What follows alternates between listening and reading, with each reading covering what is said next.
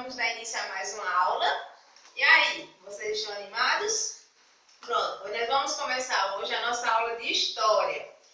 E antes de dar início à nossa aula, eu quero pedir para vocês aí na sua casa, fechar os olhos, pensar um pouquinho nas coisas boas, pedir de coração as coisas boas que você quer para você e para sua família, para seus amigos e para sua professora também, né?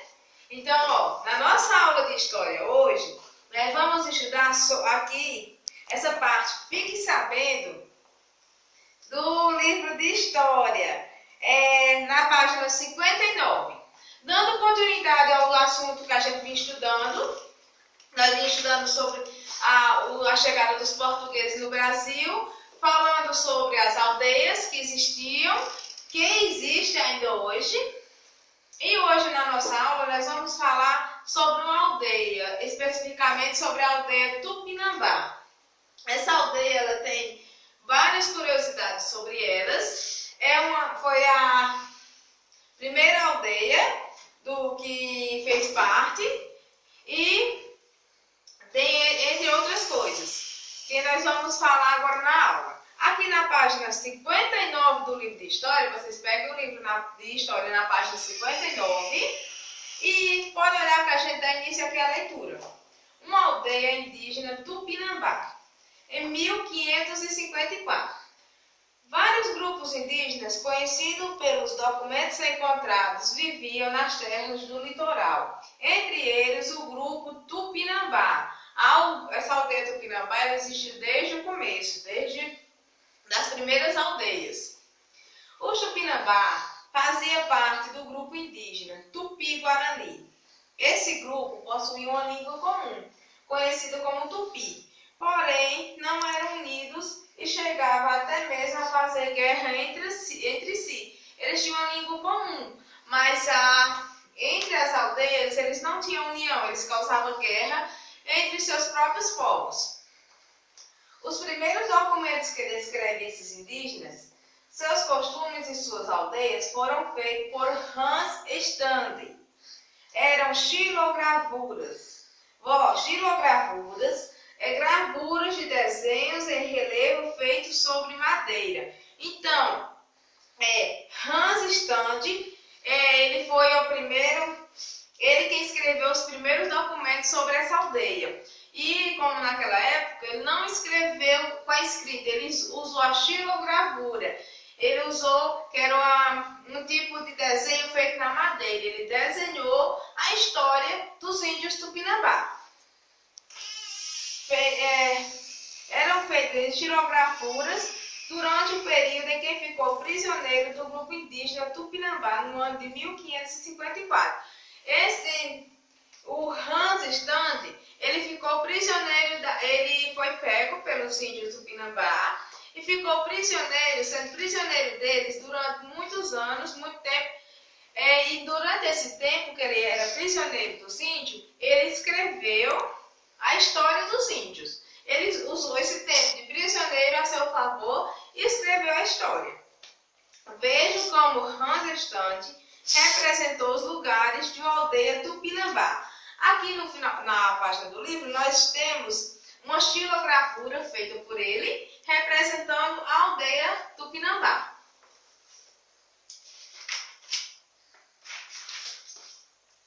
Aqui, leia como ele descreveu a aldeia Tupinambá. Na página 60 e 61, na página 60 tem um texto que ele escreveu, como foi o texto que ele escreveu, descrevendo como era a aldeia Tupinambá.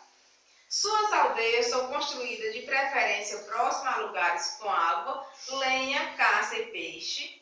Nas habitações moram cerca de 40 pessoas, geralmente amigos e parentes. As construções não têm divisões internas e as pessoas ocupam os espaços um ao lado da outra. O chefe fica no centro. As moradias são arredondadas no alto e cobertas com folhas de palmeira, para não chover dentro, com 3 portas, uma em cada extremidade e uma no meio. elas são baixas e os indígenas precisam curvar-se para entrar e sair. As habitações rodeiam um pátio interno onde são feitas as cerimônias. As aldeias são cercadas por uma fortificação feita com estacas de tronco de palmeiras rachadas, bem junto, nenhuma flecha pode atravessá-la. Entre as estacas há pequenas aberturas por onde eles se defendem. Entre as moradias e fortificação, constrói outras fortificações de pau grosso e comprido, bem próximo uns dos outros, para não passar nenhuma pessoa. Pronto, aqui tem mais o conselho do chefe Tupinambá sobre o luar. Essa aqui é mais uma xilogravura que ele fez, que é o chefe aconselhando os outros índios sobre o luar, sobre a luz da lua. Na página seguinte, página 61, nós temos aqui quem foi Hans Stund. O alemão Hans Stund fez 2 viagens ao Brasil. Na primeira, em 1547, chegou às terras que formam hoje o estado de Pernambuco para lutar contra os indígenas que se revoltaram contra os portugueses. Na segunda, seu navio afundou no litoral das terras que hoje fazem parte do estado de São Paulo no ano de 1550. Em 1554, foi feito prisioneiro pelos Tupinambá, um grupo indígena da região que era inimigo dos portugueses. Stund ficou com esses indígenas durante 9 meses. Foi libertado por um navio francês e voltou para a Alemanha. Em 1557, escreveu um livro, 2 viagens ao Brasil, para contar suas viagens e descrever os costumes dos Tupinambá. Pronto, como foi falado, que durante esses 9 meses que Stund passou sendo prisioneiro dos índios Tupinambá, ele escreveu esse livro, ele escreveu esse texto, descrevendo como era a aldeia, e depois ele escreveu um livro contando essas 2 histórias de quando ele veio no Brasil. A chegada dos portugueses e a tentativa de fazer os Tupinambá trabalharem para eles resultou em guerras e mortes. Muitos indígenas fugiram para o interior, abandonando suas terras no litoral. Ainda hoje, existem 2 aldeias do povo Tupinambá no litoral da Bahia. Olivença, no município de Ilhéus, com 20 grupos de 3.864 indígenas. E a aldeia Patiburi, no município de Belmonte, com 199 pessoas. Então, a aldeia Tupinambá é uma das poucas aldeias que existe ainda hoje. Como falou aqui, que ela existe em Olivença, no município de Ilhéus, na Bahia, com 20 grupos e 3.864 indígenas. Então, um número pequeno, diferente do total de indígenas que existia antes, mas que é uma aldeia que ainda existe hoje. Sobre essa aldeia, eu escolhi aqui um artigo que fala sobre o Tupinambá, sobre a origem da aldeia, sobre os costumes que esses índios dessa aldeia costumam ter e sobre como é que eles vivem hoje em dia. Que eu vai ler para vocês agora. Aqui, ó. Tupinambá é o nome de um grupo de índios pertencentes ao tronco linguístico tupi, que viveu em uma extensa faixa territorial da costa do Brasil. Os Tupinambás habitavam a região que ia do litoral do norte de São Paulo aos arqueólogos Tupinambarana do rio Amazonas, passando pelo Recôncavo Baiano e pela foz do rio São Francisco, pelo Maranhão e pelo Pará. Então, São Paulo, rio Amazonas e o rio São Francisco, Maranhão e Pará eram os estados em que os Tupinambás habitavam.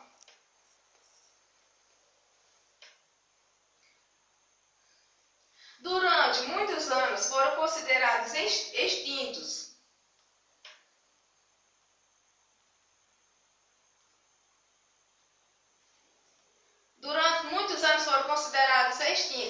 Mas em 2009, a Fundação Nacional da Saúde, a FUNASA, reconheceu como Tupinambá um grupo estimado entre 4.700 índios que habitam o distrito de Olivença, no município de Ilhéus, na Bahia. Pronto, como foi falado aqui no livro, que a aldeia ainda existe hoje, mas eles passaram muitos anos que era considerado como extinto, considerado uma tribo indígena que não existia mais. Foi a partir de 2009 que a Fundação Nacional da Saúde descobriu que ainda existiam os índios Tupinambá em Olivença, no município de Ilhéus, da Bahia.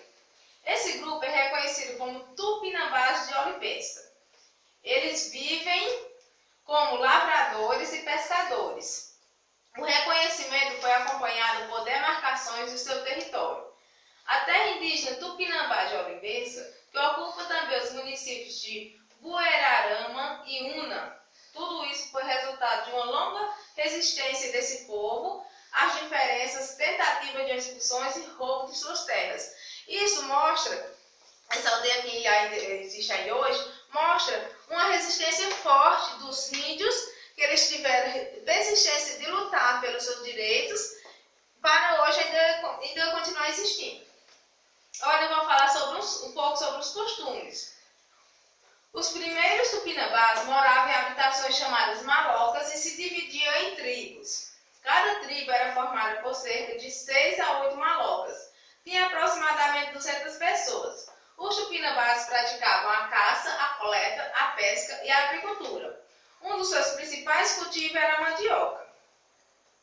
A agricultura era realizada pelas mulheres. O preparo da comida e a confecção de artesanato, como redes e peças de cerâmica, também era tarefa feminina.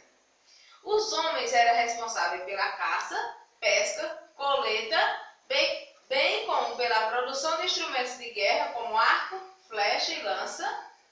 Os tupinambás usavam madeira para confeccionar suas armas e ferramentas. A guerra era uma parte importante da vida desse povo. Um dos rituais ligados à guerra era a antropofagia, ou seja, o consumo da carne humana. Quando derrotavam um guerreiro de outra tribo, os tupinambá comiam a carne dele. Isso é um costume bem estranho, né? Essa antropofagia, que é quando os índios guerreavam entre as suas tribos inimigas, a tribo que fosse derrotada e o índio que fosse vitorioso ia comer a carne daquele índio que foi derrotado. Atualmente, os tupinambás de Olivença vivem em áreas de moradia conhecidas como os lugares. Os tupinambás de Olivença falam apenas português. O cultivo de mandioca continua importante. Com ela são feitas farinha, beiju e giroba, que é uma bebida fermentada, feita pelos índios. A pesca ocorre nos rios e no mar. As mulheres também pescam com a ajuda de uma pequena rede chamada gererê. A caça continua sendo feita pelos homens. Outra atividade importante é a produção da piaçava, uma fibra de palmeira utilizada para fazer vassouras e escovas. A coleta de caranguejos também é realizada, normalmente de janeiro a abril. Dentre os rituais dos tupinambás de Olivença está o Paranci, uma dança circular. Durante o Paranci, os indígenas cantam e tocam um chocalho chamado maracá. Muitas das festas desse povo, porém, estão ligadas às tradições católicas. A gente vê que está bem diferente as tradições deles de quando existiam as primeiras tribos, de quando eles chegaram no Brasil para a tradição de hoje, a partir de 2009, quando eles foram redescobertos, porque eles eram considerados extintos, e foi descoberto que ainda existia essa tribo. A gente vê a diferença aí que tem na cultura, que eles vão tentando procurar uma cultura mais parecida com a nossa, apesar que eles sempre preservam o seu modo de viver.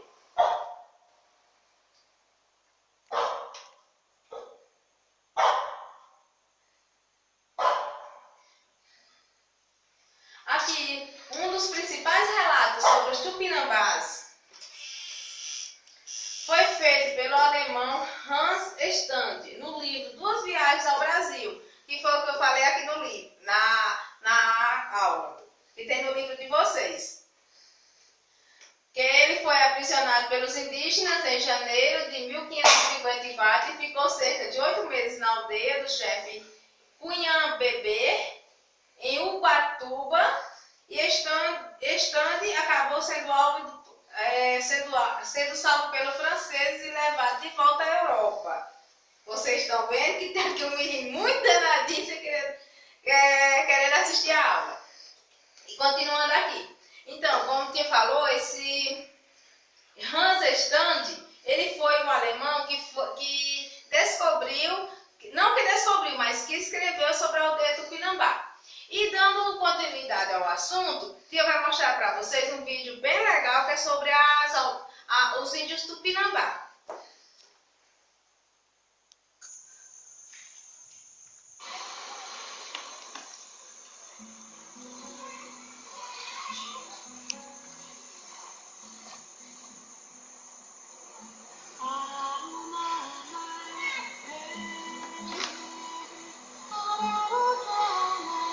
Itapuã, um território situado na cidade de Salvador, Bahia, Brasil.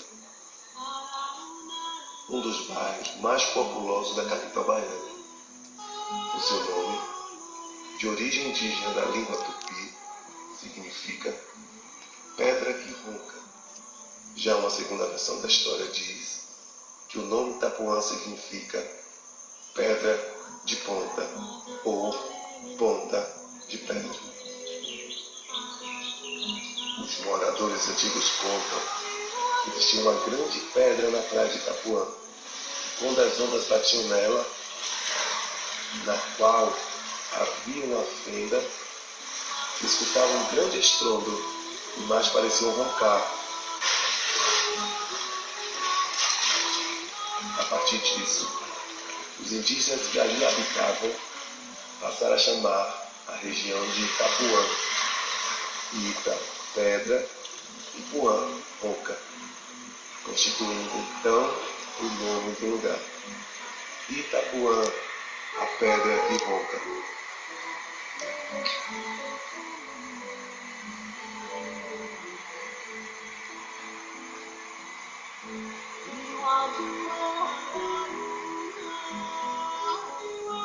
E os indígenas tupinambás foram os primeiros habitantes do local. Situavam-se entre as praias e numa área que hoje é o Parque Metropolitano da Lagoa e Dunas do Abaeté.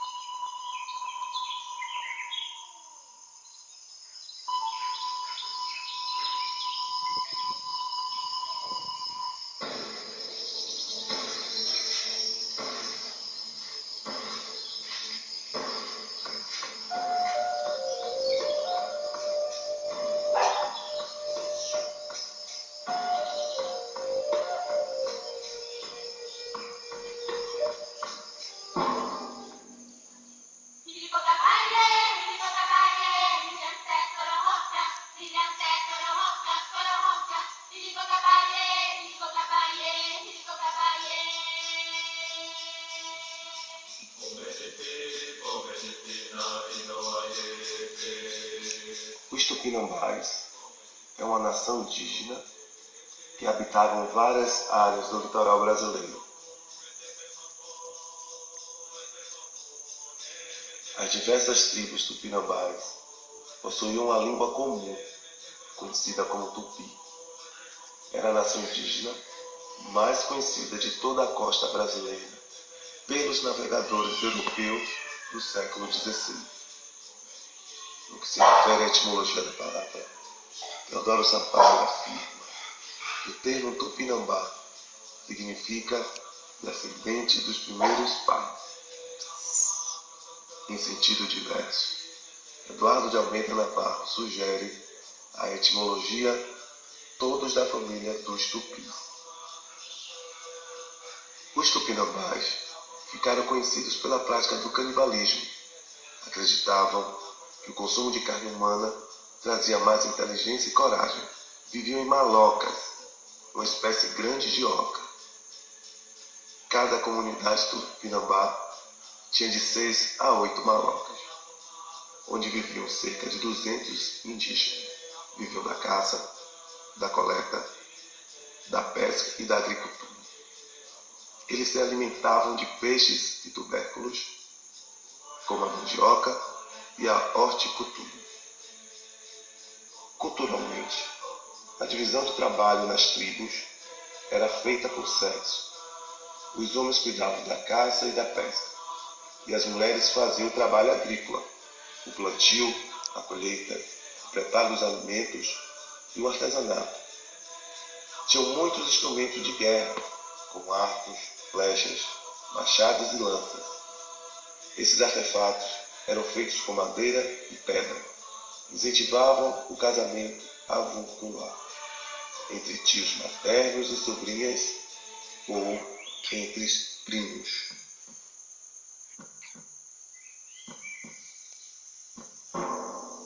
Me reconheço enquanto um ser humano que tem o orgulho de minha origem, ter nascido no território que tem vínculo com seu passado ancestral. Nasci em casa por uma parteira, numa comunidade erguida e caracterizada pelos seus belos recursos naturais, praias, rios, lagoas e dotada de uma vegetação exuberante. Crianças, nossa aula hoje ficou um pouquinho mais longa, mas tia pede que vocês assistam até o final, porque esse vídeo ele fala e mostra as figuras dos sítios Itapuã, que a gente observando a imagem, dá para entender melhor. Então, como a gente não está na sala de aula para poder estar passando isso, copiando o quadro, tia está procurando trazer para vocês uma forma mais fácil de vocês compreenderem. Eu espero que vocês tenham gostado da nossa aula hoje. Depois da aula, a tia vai marcar aqui as atividades na agenda, colocar no grupo. Eu espero que vocês façam e que tenham compreendido o assunto. Um beijo e até a próxima aula.